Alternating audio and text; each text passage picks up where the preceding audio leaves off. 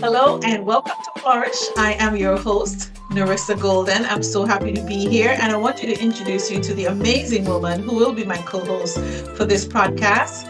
It is Sonia Charles. Hello, Sonia. Hi, Narissa, and I'm really delighted to be on this journey. Absolutely delighted. Yeah, wonderful. Sonia and I first connected in 2009 when I worked for the government of Montserrat as the Director of Information and Communications.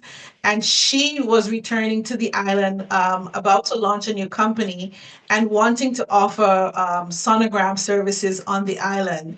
But then it came to her that there was a bigger need. And I was the person on the back end helping to, just to get the information out about the Pink Ribbon Walk that she was starting. Sonia, what was happening in your business on the island at the time that you thought we needed to be doing a pink ribbon walk? In actual fact, the ultrasound business brought to light that a number of women were basically unaware that they needed mammograms. And as a result, they presented for ultrasound of the breast because they knew that the ultrasound had the opportunity to diagnose certain things. But what they were not aware of was that they were at the age when they needed to have a mammogram done. But unfortunately, mammogram services were not available on Montserrat. And the only thing they were left with was to come to me to have an ultrasound. And it was at that time that we were seeing women with breast issues that really needed to have a mammogram, one, because of their age, over 40, and two, because they've never had a mammogram done. So for that reason, the interest in ultrasound sort of spearheaded a need for breast cancer awareness and more so mammogram services on Montserrat. And then the breast cancer awareness walk, or the pink ribbon walk, came into being because we had to find a way to bring people together. We had to find a way to share that message. We had community events and other things to sort of corral women and men to let them understand that ultrasound was important, but a mammogram was even more important for women of a certain age. I think because this is a wellness podcast and we're going to go between the technical and the social and the science and all of these things. Now, because this is a podcast around women's health and wellness, I think over the time we're going to switch between the technical things, the social things, the science. And so I have a question for you right now about the science of it. Isn't a sonogram kind of a digital mammogram? Why did you think a mammogram was important if they were already having a sonogram? What's the difference? Well, ultrasound is complementary imaging. Mammogram is an X-ray, and now we have our digital mammogram. We have a 3D mammogram now, unlike years ago when it was all 2D or analog. Analog was the very first mammogram. Then we went to 2D, which was digital, but now we have 3D, which is where the breast can be visualized in slices. And the reason why mammogram is essential for women, unlike ultrasound, is that it shows the whole entirety of the breast. The entire breast is imaged in the images that are taken, whereas ultrasound is more focused. It's a particular point of the breast, and you're actually looking at different things. So ultrasound is actually used as a complementary imaging alongside a mammogram, preferably, unless it's a child, a juvenile or adolescent, ultrasound is never used in its entirety for adult women. Okay, I understand now. Because I always thought it was just like a digital version of the same thing. Because No. mammograms can be very uncomfortable. So now you've started the Pink Ribbon Walk. And what was the response when you started it that first year in 2009? It was amazing because what happened initially, we had to find a way to deliver the program and the awareness so that people on the island understood that it was important. And we did that with a walkathon.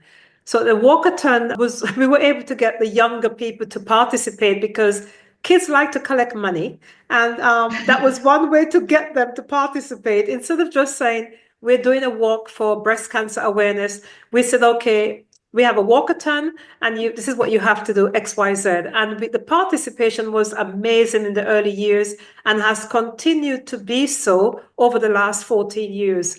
Last year, we did our 15-year, and to be quite honest, the the participation has increased and has evolved into something where everybody is now aware. Even the primary school kids are now aware of what breast cancer awareness is all about, what the pink ribbon walk, the pink ribbon movement is all about, and why it is so important not just to wear pink, but to take care of yourself.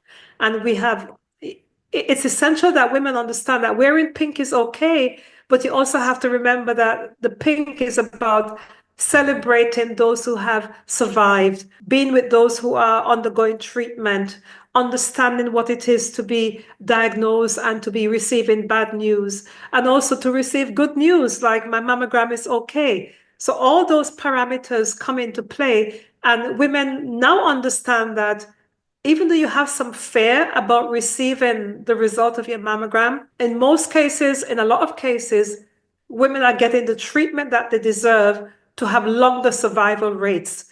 So the awareness program goes beyond. For us, it took us where women had to leave Montserrat to go abroad for treatment, and they understood that.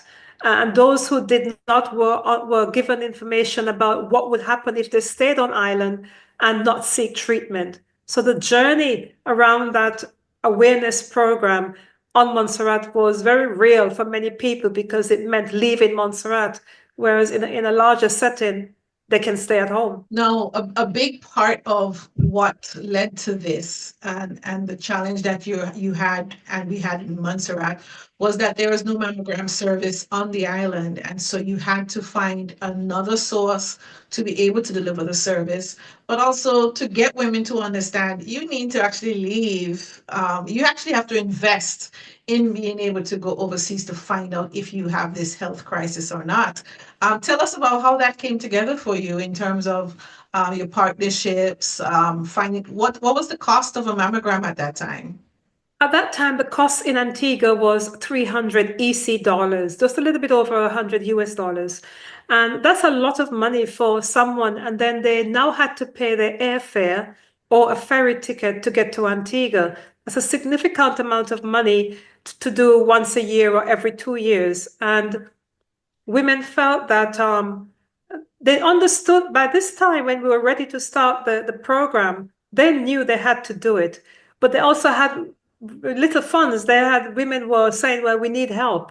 So we had to find a way that we could support them by reaching out to the Belmont Clinic in Antigua and the proprietor and owner, Dr. Yumel Samuel. When I reached out to him, and I've known him for years, he said, certainly, Sonia, we will do this for Montserrat and we will give you a 50% discount. So the women at that time only paid 150 EC dollars to have a mammogram, but they had to pay for their ferry or pay for an airfare to get to Antigua. And believe you me, they did. Women were traveling to Antigua by the dozens to get their mammogram done because they understood, Nerissa, how important it was for this to be done. If they meant they can actually ensure that the life was going to be healthy, a healthy one. Yeah, I think also what drove that was the fact that you would see prominent women in the community, well known. It's less than 5,000 people, so you almost feel like you know everyone. And then you would just hear about this amazing woman who would have died of cancer. And it's like, oh, I didn't know she had cancer. And sometimes it was late, very late diagnosis, or people, they kept those diagnoses to themselves. So I think there was this extra concern that they had to do something because they just were unaware of how serious the crisis has happened, because when it's impacting somebody around you that I think that was one of the things that drove women towards getting those tests. Sonia, when you started the breast cancer awareness walk, you eventually evolved it a few years later into a charity. Why did you do that? And how did that charity help you to expand the work that you were doing on your own? The charity helped significantly because there was an opportunity for like-minded people to come together and to help create ideas and get the ideas out in the community. And also the individuals that were part of that grouping involved healthcare, finance, community workers, and ensure that we had a nice mix within that grouping, because initially we had a lot of volunteers who were doing different things, but we realized it was important to formalize the actual delivery of the message to the people, whether we were on the radio, we were in print, or whether we were just doing a community activity. And that helped to formalize the actual projection to the community to say, well, we have a formal grouping, we are forming a charity, we are now going to raise funds to send women off to Antigua.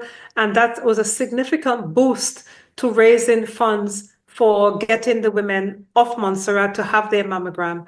We know that it's very hard to get with people together to focus and to be part of a grouping, because everybody has their own daily activities which they have to attend to. So on Montserrat, you'll find that a particular person could be in 3 or 4 different organizations. And really, it is the norm. Regardless of who you speak to, they are already part of 2 or 3 organizations.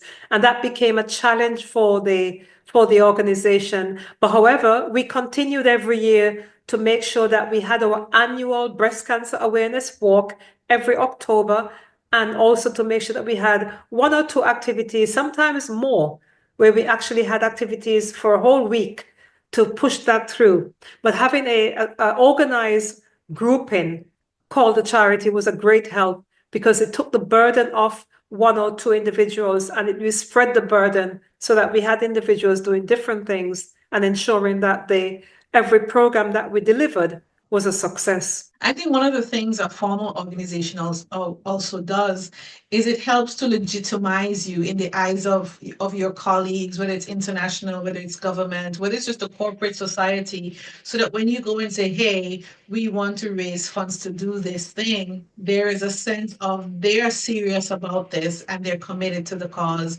because they're willing to put themselves under a microscope to be seen and to be, judged by what they've done and the results that that come forward from that. I know you said in the beginning that the women were willing to just say, hey, we're going to go and get these tests. Did that stay the same throughout the time that you were doing it, or did you find that women kind of dropped off after a while? You had to remind them that they needed to still be taking care of themselves and going to get those tests? Because is it just one time a woman has to take a mammogram?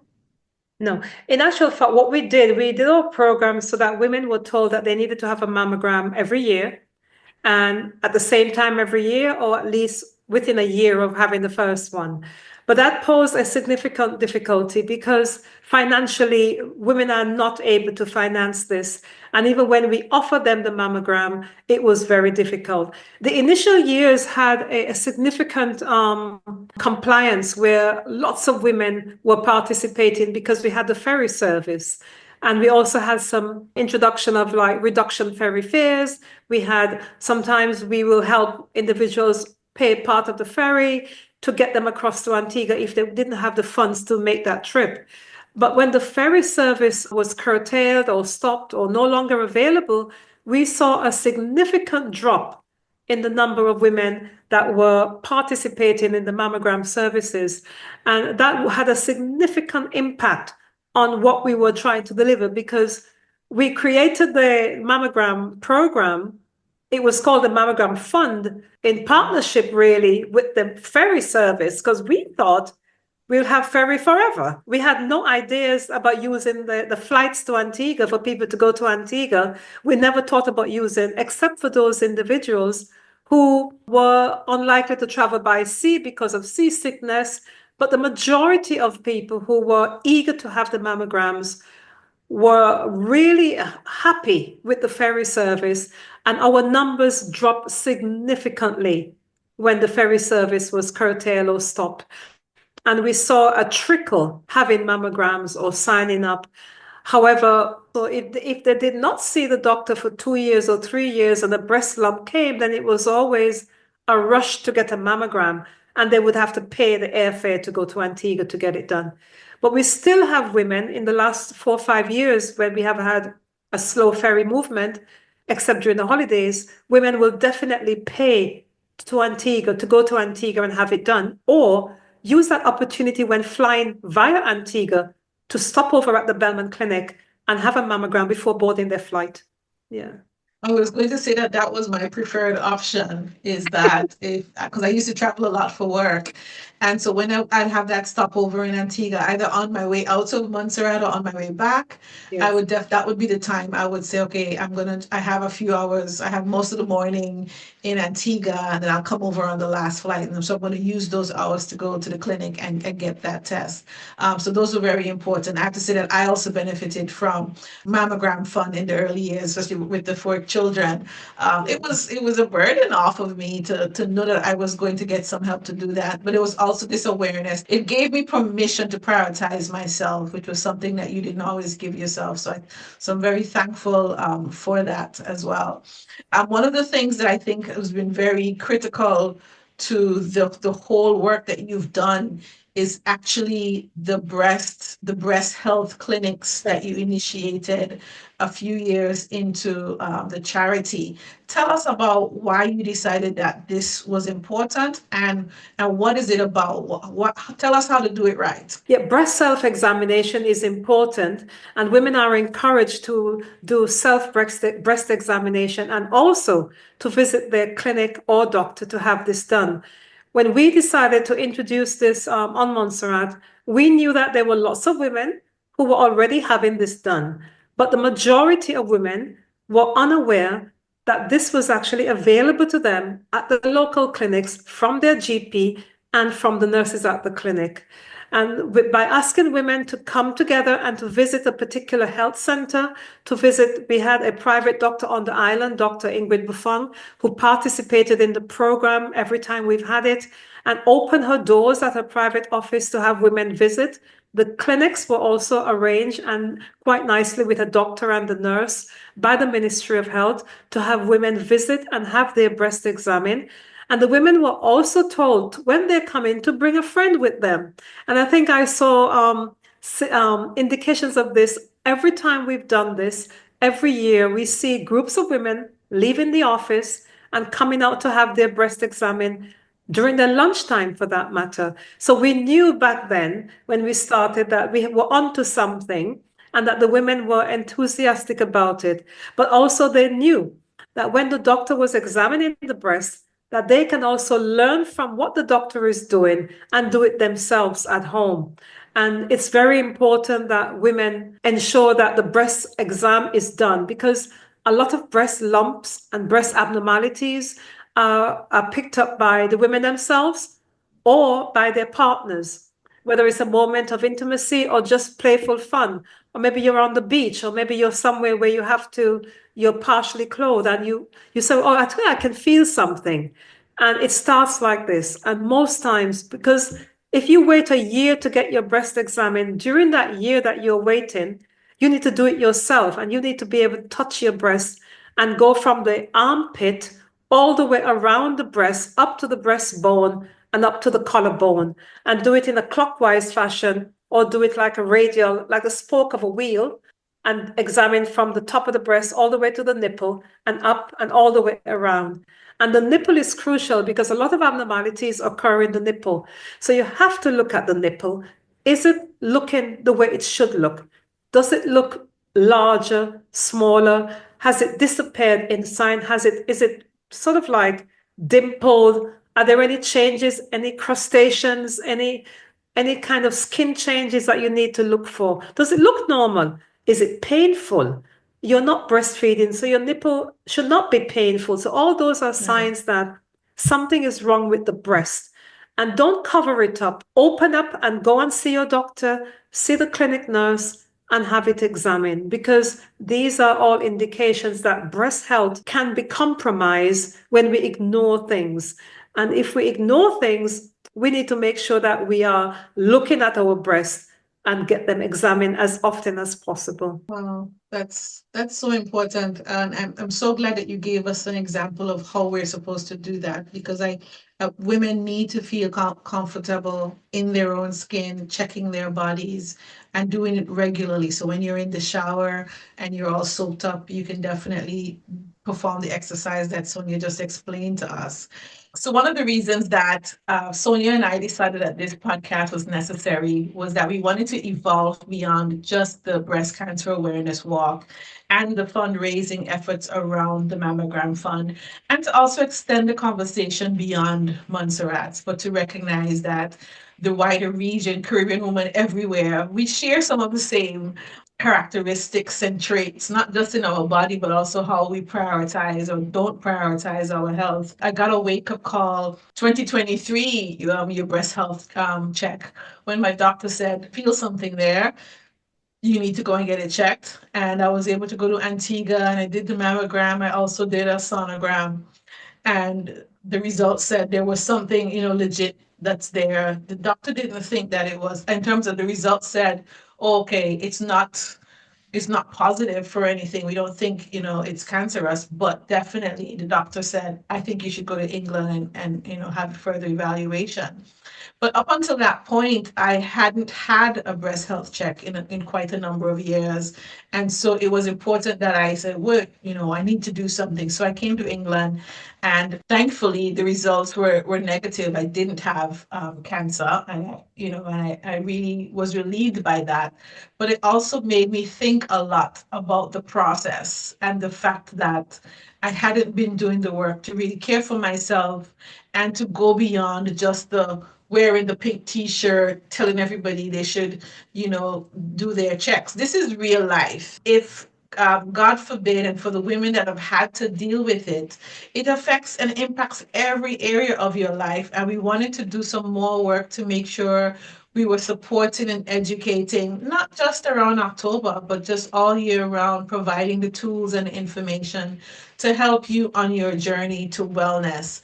And so that's one of the main reasons that Sonia and I decided to team up to do the podcast.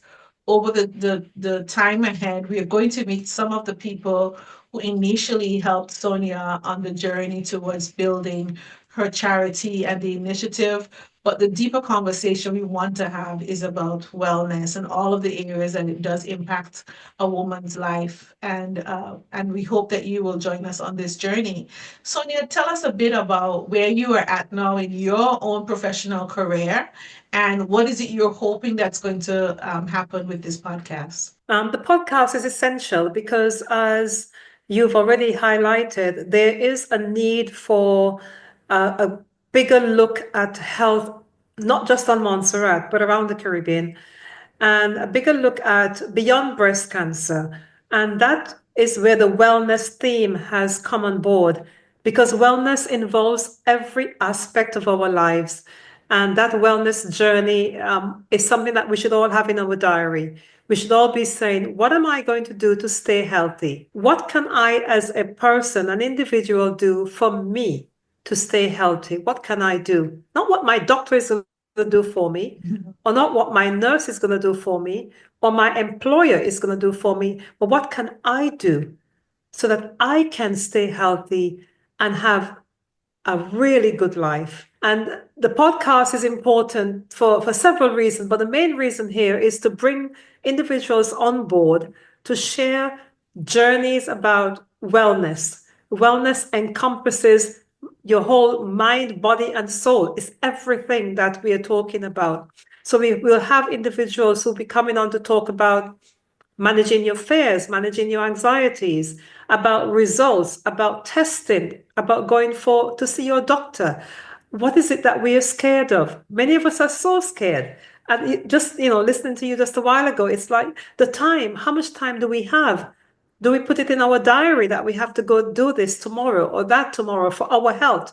So if we have a diary, we need to do that. Start putting times in our diary for our health. And the podcast is a reminder to women and men that we have to put ourselves first.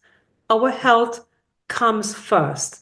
And the podcast is a reminder that breast cancer is only one aspect of the journey. The journey involves many different illnesses that sometimes come like a thief in the night. And we're never, ever going to be ready for those when they come. But what we do know, if we look after ourselves along that journey, we cannot eliminate everything, but we can retard some of the illnesses, slow them down a bit and let them not come or come a bit later on. So that's what the key thing about the podcast is, helping people to understand that the wellness journey, it's your journey. And along that journey, your doctor and nurse, neighbor and friend and relatives will help you. Wonderful. Thank you so much for that, Sonia. I'm looking forward to having these conversations with you and our future guests. And again, you're right. It's going to be a reminder, not just to the people that will watch it and listen, but also to ourselves, that we do need to prioritize our health, because it is important that we do that. We've got so much life ahead of us. There's so many things that you still want to try and do and dream Yes. and make happen. And we need to do that. We want to do that well, Yes, definitely. So here's to many, many more episodes of Flourish, the wellness podcast for Caribbean women. We are so glad that you joined us today. My co-host, Sonia Charles, and myself, Narissa Golden. We say thank you and see you soon. You've been listening to Flourish, the wellness podcast for Caribbean women, produced by Rebel Rock Media Limited, music by Peter Spacey. Discover more at wearerebelrock.com.